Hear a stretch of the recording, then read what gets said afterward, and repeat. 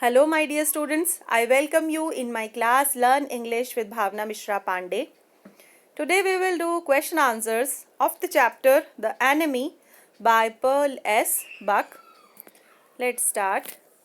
Question number 1. Why did Dr. Sadao treat the American soldier even though it was an unpatriotic act on his part? Doctor Sadao ने American soldier को क्यों treat किया था जबकि ये एक अनपैट्रियोटिक act था? So, Dr. Sadao treated the American prisoner of war because as a doctor he was trained to save lives. क्योंकि डॉक्टर सडाओ को एक डॉक्टर होने के नाते क्या ट्रेनिंग मिली हुई थी कि पीपल की लाइफ ज़्यादा इम्पॉर्टेंट है. He could not let the injured soldier die. वो किसी भी इंजर्ड सोल्जर को या किसी भी इंजर्ड पर्सन को मरने नहीं दे सकते थे. इवन दो चाहे he was his national enemy, चाहे वो उनके देश का एनिमी ही क्यों ना हो, as that would have been against his professional ethics. जबकि ये क्या था, उनके प्रोफेशनल एथिक्स के खिलाफ था. प्रोफेशनल उनका प्रोफेशन था क्या? He was a doctor. तो एक डॉक्टर के लिए किसी पर्सन की लाइफ ज़्यादा इम्पॉर्टेंट है. सबसे पहले फर्स्ट प्रायोरिटी क्या है? किसी की लाइफ. उसके बाद देखना कि वो किस नेशन का है, वो कौन है. Okay. So question number 2. How did हना हेल्प डॉक्टर सडाव? हना जो कि डॉक्टर की वाइफ थी, उन्होंने डॉक्टर को कैसे हेल्प की? हना was an impeccable wife and stood by her husband in all his decisions. हना क्या थी? इम्पेकेबल का मीन्स होता है परफेक्ट, या आप फॉल्टलेस भी कह सकते हैं. विदाउट एनी फॉल्ट, जिसमें कोई फॉल्ट ना हो, means she was a perfect wife and always stood by her husband. Her decisions में कोई भी वो निर्णय लेते थे, उनमें हना उनके साथ हमेशा खड़ी रहती थी, हमेशा सपोर्ट करती थी. वो एक परफेक्ट वाइफ थी. She was without any fault. She help doctor Sadao when he was operating upon the enemy and also nursed and washed the prisoner herself when the servant had flatly refused to do so. उन्होंने doctor Sadao को operation के time भी बहुत help की थी.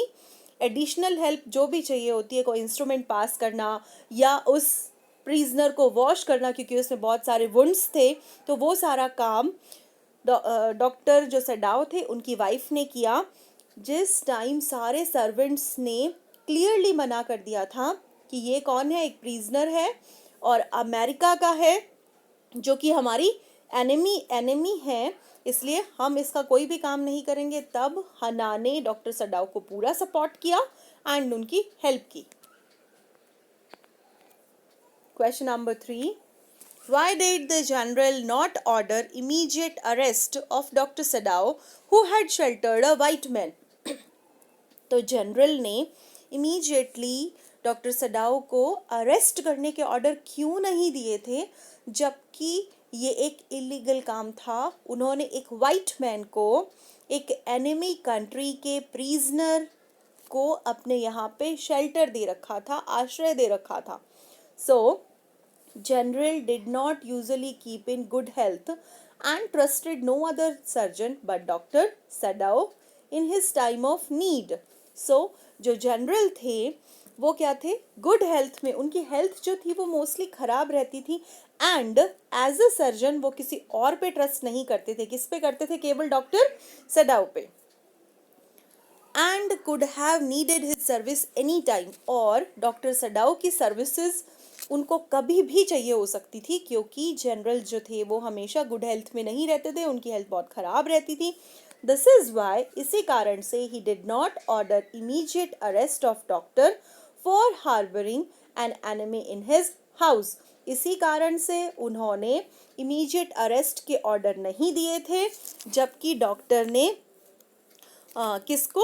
उस prisoner of war को अपने घर पे हाइड कर रखा था. हार्बर का मीन्स होता है किसी को हाइड करना या किसी को प्रोटेक्ट करना, प्रोटेक्टिंग समबडी और something which is bad. One more thing you keep in mind, which is bad, जो कि सही नहीं हो. और प्रिजनर ऑफ वॉर जो था वो एनिमी कंट्री का था और उसको अपने घर पे रखना, ठीक है, तो ये क्या था? एक इलीगल काम था, यू कैन से. उसको प्रोटेक्ट करना। उसके बावजूद भी जनरल ने इमीडिएट अरेस्ट के ऑर्डर नहीं दिए थे, क्योंकि जनरल को कभी भी डॉक्टर सडाओ की हेल्प की ज़रूरत पड़ सकती थी। Next question, question number 4. What forced Dr. Sadao to be impatient and irritable with his patient? Patient कौन था? Prisoner of war. तो क्या ऐसी चीज़ थी जिसने डॉक्टर सडाओ को फोर्स किया कि वो बहुत ज़्यादा impatient और irritable हो गए थे? The wounded white man urgently needed an operation as he was critically injured. जब उसको doctor Sadao prisoner of war को अपने घर के अंदर लेके गए शेल्टर देने के लिए, तो उनको प्रिजनर ऑफ वॉर को इमीडिएटली अटेंड करना पड़ा, क्योंकि वहाँ पे जो वुंड्स थे उनमें बुलेट जो थी वो बहुत अंदर तक चली गई थी और पूरी बॉडी इंजर्ड थी और उसको इमीडिएट हेल्प की ज़रूरत थी, मीन्स ऑपरेशन की ज़रूरत थी। हना was with Sadao when he started operating on the prisoner, और हना जो उनकी वाइफ हैं वो भी डॉक्टर के साथ ही थी जब प्रिजनर का ऑपरेशन हो रहा था। हना who had never seen an operation, और हना उनकी वाइफ थी लेकिन उन्होंने कभी ऑपरेशन नहीं देखा था। She vomited at the side of blood, जैसे ही उन्होंने ब्लड देखा हना ने, उनको वॉमिट होने को हो गया। Sadao wanted to help her in her distress, but he could not leave the patient. अब सडाओ जब वाइफ को ऐसा वॉमिटिंग का हो रहा है तो सडाओ उनको हेल्प भी करना चाहते हैं, लेकिन वो ऐसी कंडीशन में है कि वो पेशेंट को छोड़ नहीं सकते, और पेशेंट को छोड़ेंगे तो क्या होगा, ही वुड डाई, वो मर भी सकता है। दैट्स वाई ये सारी चीज़ों ने made him impatient and irritable, उनको क्या बना दिया था, इम्पेशेंट बना दिया था।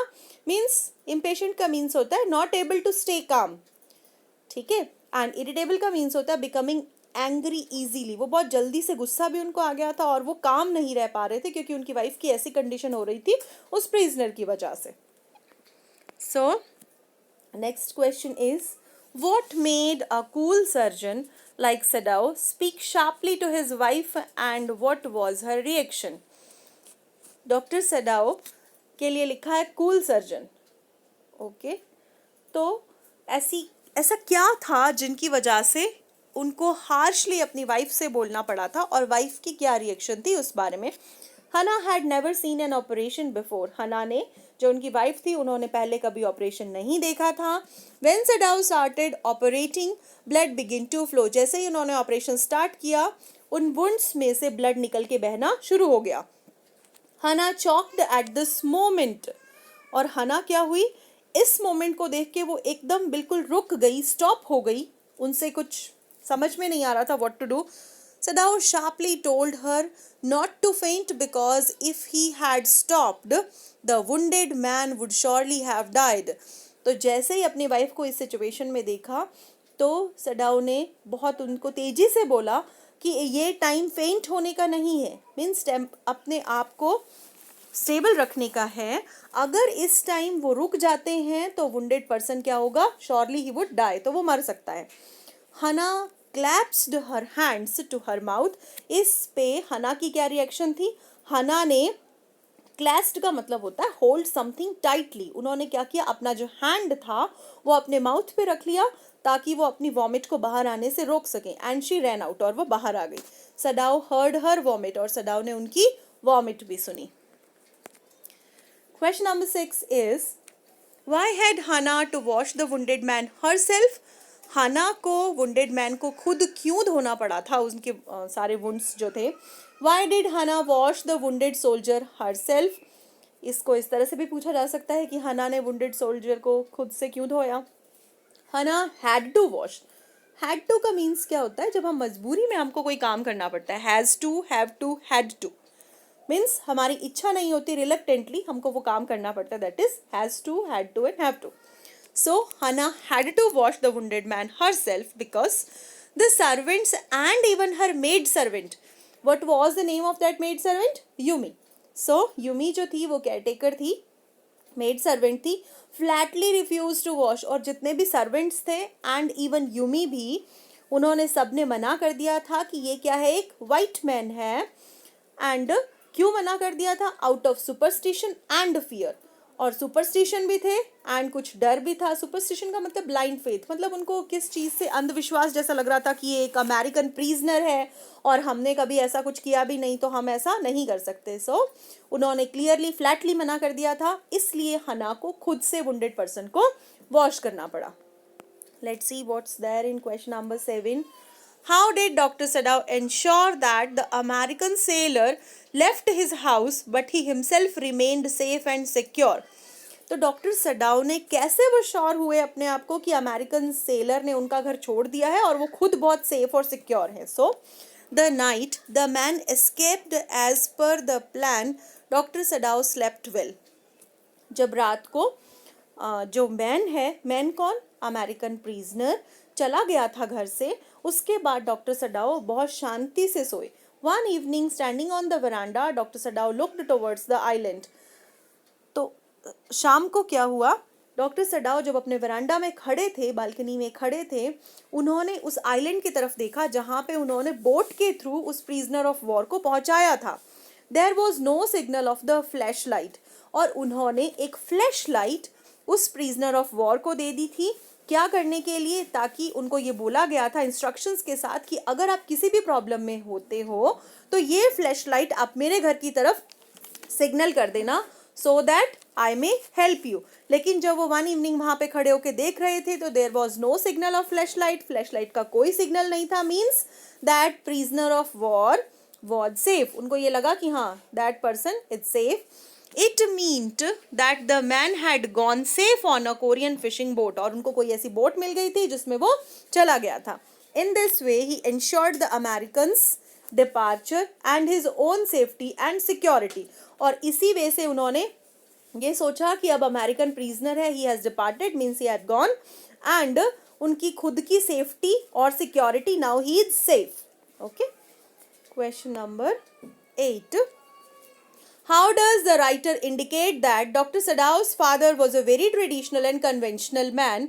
तो डॉक्टर राइटर किन चीज़ों से इंडिकेट करते हैं कि डॉक्टर सडाओ के जो फादर हैं वो बहुत ज़्यादा ट्रेडिशनल और कन्वेंशनल पर्सन थे? मीन्स जो एक परंपरागत वेद से चलते थे, behave in a traditional way always. So Sadao's education had been his father's chief concern.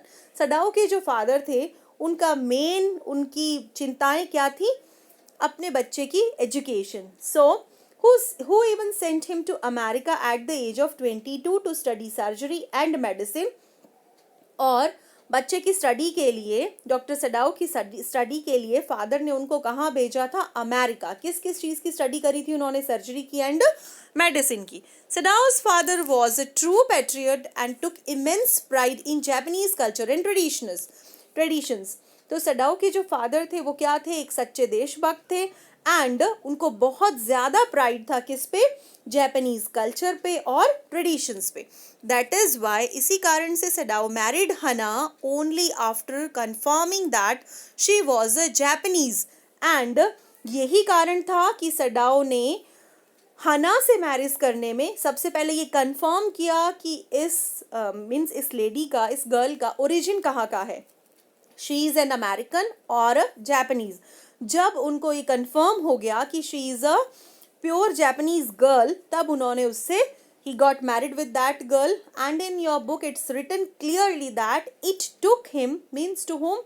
Dr. Sadao को 1 year लगा to fall in love with that girl when he was confirmed that this girl is not an American but a Japanese. Okay.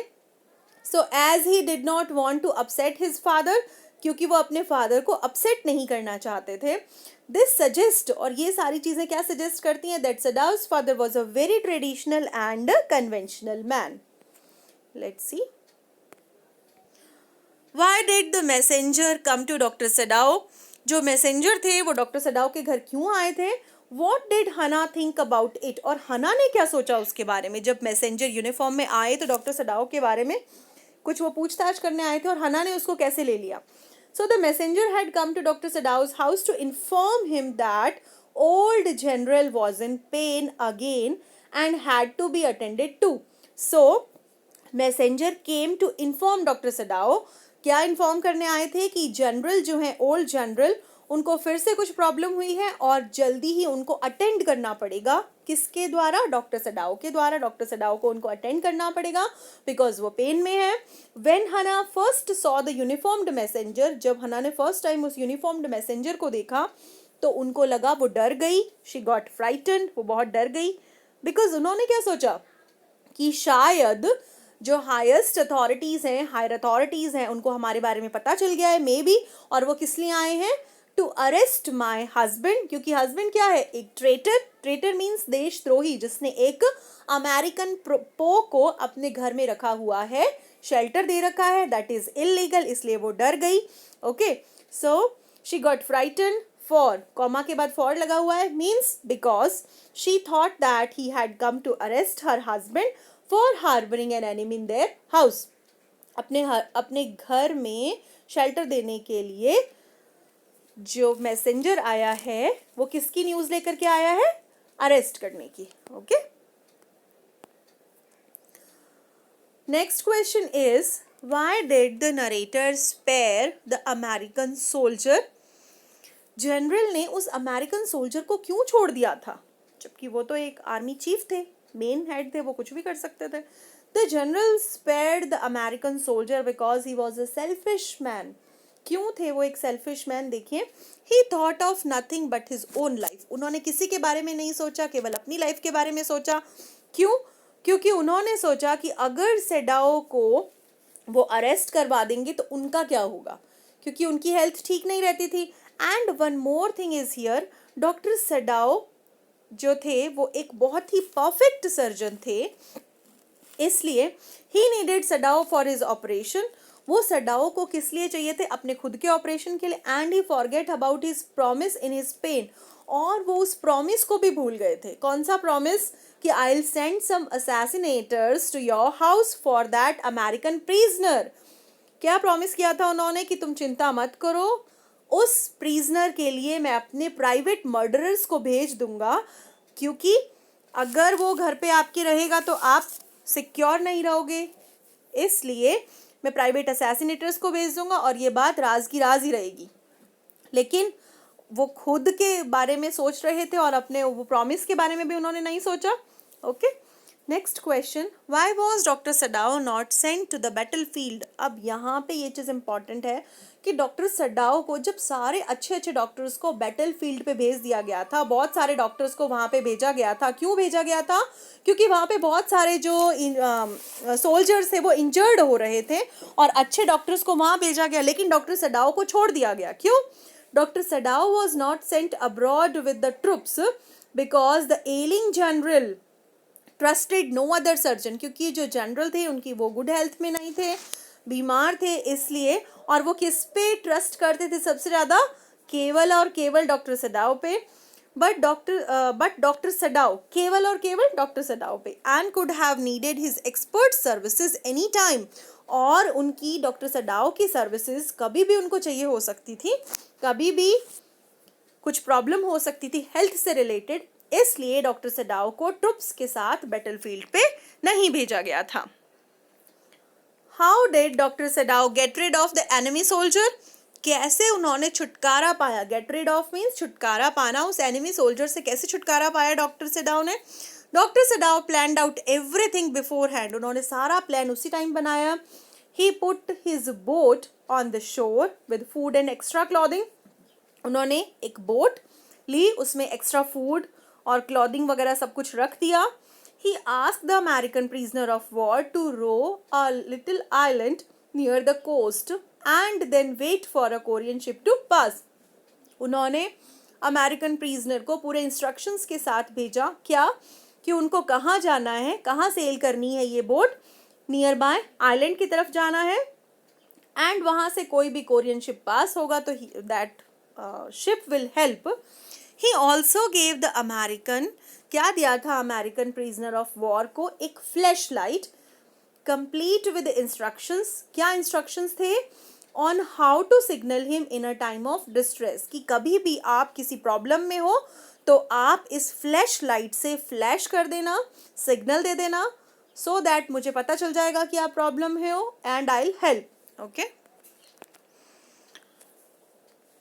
What secret plan did the general have about the American soldier staying under the care of Sadao?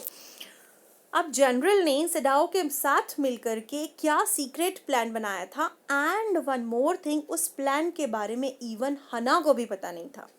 तो general plan to get the American soldiers staying under the care of Dr. Sadao assassinated means murderer से kill करवा देना by his private assassins means murderer. He assured the doctor about the removal of the dead body also. क्या secret plan था कि जब वो उसकी death हो जाएगी तो हम क्या करेंगे, डेड बॉडी को भी रिमूव कर देंगे. This was a secret plan made by general and doctor Sadao, and even Hana didn't know about this. Okay, next, Hana told Yumi to wash the soldier. How did Yumi react? जब Hana ने Yumi को order दिया कि आप इस soldier को wash कर दो, इसके वुंडेड को वॉश कर दीजिए. यूमी कौन थी? मेड सर्वेंट थी, बच्चों की केयर टेकर थी. तो यूमी का रिएक्शन क्या था? When Hana asked Yumi to wash the soldier, she bluntly refuse to do so. उसने क्लियरली मना कर दिया था, saying that she had never washed a white man and she would not wash a dirty one. उन्होंने क्या मना किया कि मैंने ऐसा कभी भी नहीं किया, किसी व्हाइट मैन को वॉश नहीं किया, and today also I'm not going to do so. So आज भी मैं ऐसा नहीं करने वाली हूँ. Yumi obstinately told Hana that she was a poor person. Obstinate का मतलब होता है जिद्दपन, stubbornness. वो जिद पे अड़ी हुई थी कि मैं क्या हूँ, मैं तो एक poor person हूँ and I did not want to associate with the man. और मैं उस पर्सन के साथ जुड़ के प्रॉब्लम में नहीं फंसना चाहती. क्यों? क्योंकि जो भी उस पर्सन के साथ एसोसिएट होगा दैट वुड बी, क्या होगा, इलीगल एक्ट. वो एक इलीगल काम है और वो पर्सन को क्या दोषी ठहराया जाएगा, वो पर्सन क्या बनेगा, एक ट्रेटर, और उसको प्रॉब्लम में पड़ सकती है यूमी. इसलिए उसने मना कर दिया कि मैं एक पुअर पर्सन हूँ and I don't want to associate myself with this man. So next question is, why did the servant leave doctor Sadao's house? Servants जितने भी थे वो सब डॉक्टर सडाओ को छोड़ के क्यों चले गए थे? The servants left doctor Sadao's house because they did not approve of the white man staying in the general's house.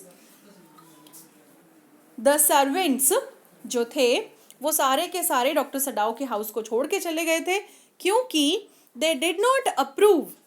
वो नहीं, इस बात को मानना ही नहीं चाहते थे कि एक व्हाइट मैन जो कि हमारी कंट्री का एनिमी कंट्री से है और सर्जन के घर पे रह रहा है, मीन्स डॉक्टर सडाओ के घर पे रह रहा है.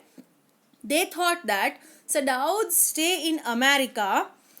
Sadao as you know study के लिए कहाँ गए थे? अमेरिका. और सारे प्रिजनर्स एक्चुअली जितने भी घर में सर्वेंट्स थे वो सोच रहे थे कि सडाओ एजुकेशन के लिए वहाँ गए थे और अपनी कंट्री के लिए जो उनके मन में भावनाएं थी अब वो ख़त्म हो गई हैं. क्या लिखा है यहाँ पे? had erased all his sentiments for his country. वो अमेरिका पढ़ने के लिए गए थे, इसीलिए उनके मन में किसके लिए इमोशंस हैं?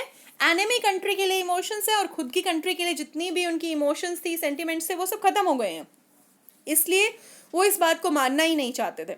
Also they did not want to be in trouble. And one more thing, इस बात की वजह से वो खुद ट्रबल में नहीं आना चाहते थे with the authorities if Sadao was arrested as a traitor. और अगर सडाओ को अरेस्ट किया जाता है एज अ ट्रेटर तो सब लोग प्रॉब्लम में आते, इसलिए अपने आप को वो वहाँ से डिसएसोसिएट करना चाहते थे, अपने आप को हटा लेना चाहते थे इन सारी प्रॉब्लम्स से. Thank you students. In the next video we will discuss about some long questions. Thanks for watching. Stay connected. Keep watching. Thank you.